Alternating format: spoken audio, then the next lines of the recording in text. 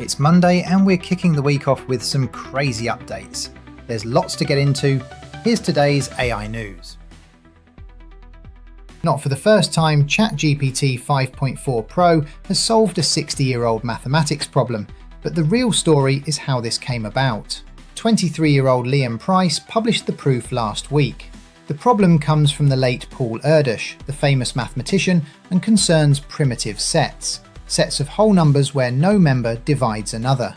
GPT 5.4 Pro cracked the problem in 80 minutes by combining techniques that have existed for 90 years but had never been pointed at this problem. So a single amateur working with a chatbot reached a result that experts could not, and the model didn't invent new mathematics, it noticed an existing tool that nobody else had thought to apply. The $2 billion merger of Meta and Manus has been blocked by China.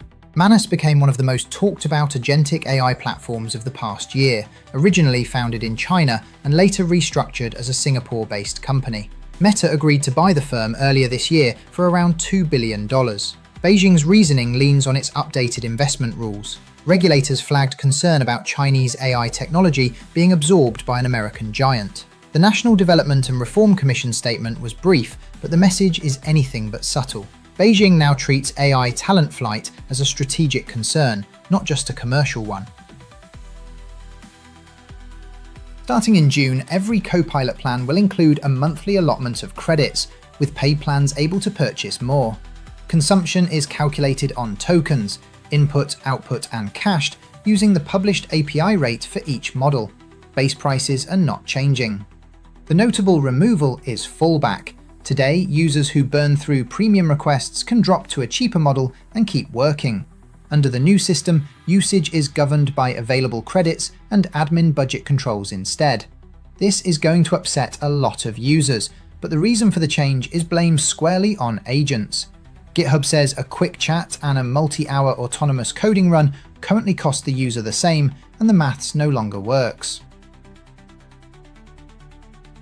OpenAI's new open-sourced tool Symphony watches a linear project board, spawns a Codex agent for each task, and delivers verified pull requests with CI status, code reviews, and walkthrough videos attached, so humans stop supervising agents and start reviewing finished work. OpenAI says some internal teams saw a 500% jump in landed PRs in the first 3 weeks of using it. That's a pretty crazy productivity claim. Whether it survives outside OpenAI in the real world and with messier codebases is another question. For now, Symphony only talks to linear and only drives Codex, but the spec is open. Expect Jira and Claude code adapters within weeks.